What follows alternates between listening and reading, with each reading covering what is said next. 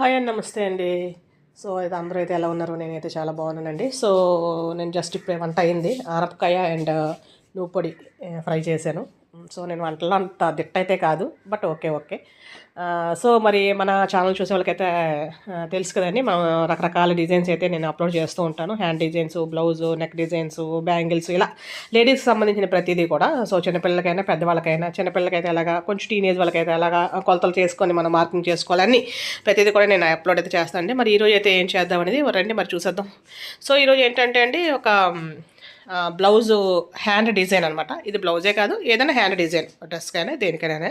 So యాక్చువల్గా ఇది ఏంటంటే సేమ్ అదే సారీ, అదే బార్డరు, కానీ దీనికి బ్లౌజ్ ఆల్రెడీ ఇచ్చాడు. ఏంటంటే ఆ బార్డర్ ఏదైతే ఉందో మొత్తం అంతా అదే, ఇంకా బ్లూ ఏమి ఉండదు, జస్ట్ కంప్లీట్గా బెనారస్ బ్లౌజ్లో ఇచ్చాడనమాట. సో అది కూడా యాక్చువల్గా స్టిచ్ చేశాను, కానీ ఇది ఇంకా దీనిలో నాకు ఈ కలర్ బాగా నచ్చింది. సో అందుకని చెప్పి సారీలో మళ్ళీ ఒక 70 సెంటీమీటర్స్ అయితే తీసేసి నేను బ్లౌజ్ అయితే స్టిచ్ చేస్తున్నానండి. సో ఇలాగా బ్లౌజ్ హ్యాండ్కి లైనింగ్ జాయిన్ చేసేసిన తర్వాత పైన ఒక 30 ఇంచ్ వదిలేసి అక్కడ నుంచి 2 ఇంచెస్కి నేను మార్కింగ్ చేసుకున్నాను. అది మన దగ్గరగా కూడా చేసుకోవచ్చు అండి, ఇంకా దూరంగా కావాలంటే ఇంకా దూరంగా చేసుకోవచ్చు, కానీ దగ్గరగా చేసుకుంటేనే బాగుంటుంది. ఇంకా 2 ఇంచెస్ కానీ ఇంకా తక్కువ చేసుకోవాలి. లేదంటే ఇంచెస్ సంబంధం లేకుండా ఫస్ట్ ప్యాచ్ కుట్టిన తర్వాత వెంటనే గ్యాప్ లేకుండా కుట్టేసుకోవచ్చు. మార్కింగ్ కూడా ఏం అవసరం లేదు, ఈ డాట్స్ కూడా అక్కర్లేదు. బట్ నేను చిన్న గ్యాప్ ఇవ్వాలని చెప్పి 2 ఇంచెస్కి నేను మార్కింగ్ చేశాను. 3x3 అంటే 3x3 ఇంచులు స్క్వేర్ ముక్క తీసుకొని ఇప్పుడు నేను మడత పెట్టాను కదా, ఒక మడత, రెండో మడత, మూడో మడత, అలా పెడితే మనకి ఈ షేప్ వస్తుంది. ఆ ఎక్స్ట్రాగా ఏమైనా కొంచెం ఎగుడు దిగులు ఉంటే దాన్ని కట్ చేసుకొని, చూసారు కదా పైన ఒక 30 ఇంచ్ అయితే వదిలేసాను. ఎందుకంటే మనకి జాయింట్కి సరిపోవాలి కదా, అతికి హ్యాండ్ జాయింట్ చేస్తాం కదా భుజాలకి, బ్లౌజ్కి. సో అందుకని చెప్పి నేను ఆ ఖర్చు కోసం అది వదిలేసాను. ఇప్పుడు నేను చూపిస్తున్నట్టుగా పెట్టి చక్కగా కుట్టేసుకోవాలి. అలాగే మళ్ళీ సేమ్ ఒక మడత, మళ్ళీ రెండో మడత, మళ్ళీ మూడో మడత, అలా వేస్తే మనకి ఈ షేప్ వస్తుంది అనమాట. నేనంటే 3x3 ఇంచెస్ తీసుకున్నానండి. యాక్చువల్గా నేను కట్ చేసేటప్పుడు కూడా ఏంటంటే ప్రతిదీ కూడా మళ్ళీ ప్రతి బ్లౌజ్కి, ఇప్పుడు మనకి చాలా బ్లౌజెస్కి ఇలాగా 3x3, 2x2, 4x4, అలాగే లటకన్స్కి కూడా మనకు కావాలి కదా. సో దేనికోసం నేను అట్ట ముక్కలు నేను తయారు చేసి ఉంచుకుంటాను. 2x2 ఒక అట్ట ముక్క, 3x3, 4x4, 5x4 ఆ అట్టను పెట్టి నేను కట్ చేసేస్తాను అన్నమాట. నెక్స్ట్వి ఒక ఎక్కువ ఫోల్డింగ్ పెట్టేసి దాని మీద అట్ట పెట్టేసి కట్ చేసేస్తే ఒకేసారి అన్ని ముక్కలు వచ్చేస్తాయి, మళ్ళీ ప్రతిదీ కొలుచుకోకుండా. సో నేను అది వేరే వీడియోస్లో అయితే చూపించానండి. ఇంకా అన్ని వీడియోస్ ఎందుకు చూపించడం అని చెప్పి నేను ఇంక ఈ వీడియోలో అయితే చూపించట్లేదు. అదే అట్ట ఎలాగ చేసుకోవాలి ఏంటి అనేది. అట్ట అయితే అట్ట, లేదా ఏదైనా పాత ఎక్స్రేలు ఉంటాయి కదా, ఎక్స్రే షీటు, అలా ఏదైనా చిరిగిపోకుండా ఉన్నవి ఏవైతే అవి. సో అలాగా యాక్చువల్గా ఇలా కుట్టేసుకోవాలండి. యాక్చువల్గా నేను ఫస్ట్ ఏమనుకున్నానంటే ఆ పైన బ్లూ దాని మీద రెడ్, నెక్స్ట్ కింద రెడ్ దాని మీద సేమ్ అదే బ్లూ వేద్దాం అనుకున్నాను ఈ ముక్కలో. బట్ ఆ బ్లూ ముక్క కరెక్ట్గా ఎగ్జాక్ట్ కలర్ దొరకలేదు. యాక్చువల్గా ఇదే సారీలో ఎక్స్ట్రాగా తీస్తాను నేను, సారీలో బ్లౌజ్ కాకుండా నేను ఇది తీస్తాను అనమాట. ఇంకా మళ్ళీ కట్ చేయడానికి ఇంకా ఆప్షన్ లేదు.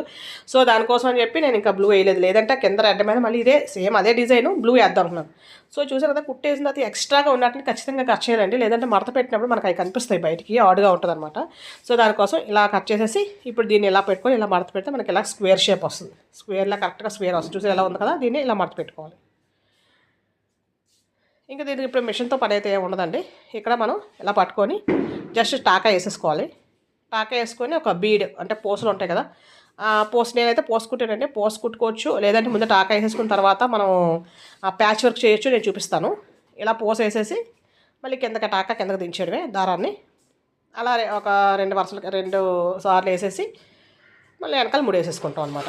అంటే ఊడిపోకుండా 2 సార్లు వేస్తాం.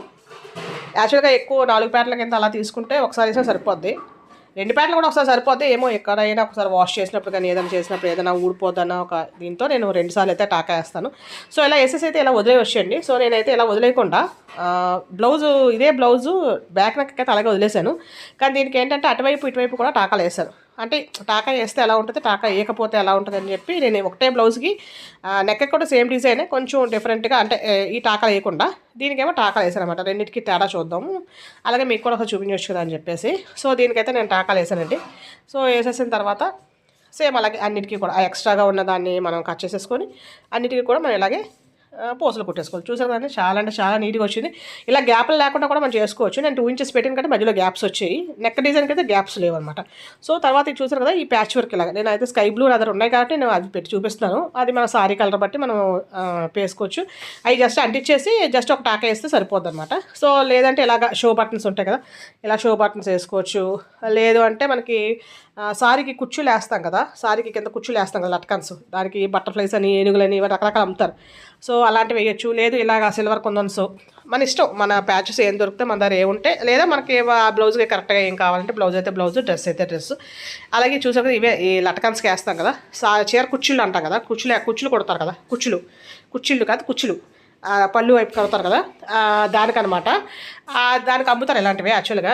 దానికోసమే నేను అది తీసుకున్నాను ఇంతకుముందు. సో అలా ఏదైనా మన దగ్గర ఏ ఐటమ్స్ ఉంటే అవి, లేదంటే మనకి ఏం కావాలంటే అవి కొనుక్కొని చక్కగా మన క్రియేటివిటీ బట్టి ఇలా రకరకాలైతే వేసుకోవచ్చు అని చూపిస్తున్నాను నేను అంతే. మన ఇష్టం. నేనైతే ఓన్లీ ఆ బీడేస్ అంటే కొంచెం చిన్న వయసులకి అయితే బాగుంటుంది, బట్ నేనైతే ఓన్లీ బీడేస్ వదిలేసాను నాకు ఓకే అని చెప్పి. సో ఇదే బ్లౌజ్ అండి. ఈ బ్లౌజ్కి చక్కగా ఫ్రంట్ నెక్ కూడా మంచి డిజైన్ అయితే ఇచ్చాను నేను. యాక్చువల్గా ముందు అనుకోలేదు, తర్వాత లైనింగ్ జాయిన్ చేసిన తర్వాత నాకు ఐడియా వచ్చింది. అలాగే చిన్న ముక్క 2 ముక్కలు మిగిలాయి అనమాట. సో అందుకని అలా వేసాను. ఇది బ్యాక్ నెక్ అనమాట. చాలా అంటే చాలా బాగా వచ్చిందండి. కాంబినేషన్ వేస్తే అదుర్స్ అనమాట. ఇంకా హెమ్మింగ్ చేయాలి, అందుకని మీకు అక్కడ కింద అలా కనిపిస్తుంది అంచు. బట్ ఇంకా బ్లౌజ్ హెమ్మింగ్ అయితే చేయించుకోవాలి. నేను చేయను, వేరే దగ్గర ఇస్తాను. సో హెమ్మింగ్ చేయించుకోవాలి. అలాగే లటకన్స్ చూసారు కదా, డబల్ కలర్, ఒకటే కుట్టు, పెద్ద కష్టమే ఉండదు, కానీ డబల్ కలర్స్ వస్తుంది. ఎలా జాయిన్ చేయడానికి కూడా నేను అప్లోడ్ చేశానండి. అలాగే ఈ హ్యాండ్కి అయితే ఇలాగా, ఆ హ్యాండ్ అలాగా సేమ్ దగ్గరికి వేసుకోవచ్చు. చూసారు కదా, వెనకాతలే దగ్గరికి వేసాను నేను.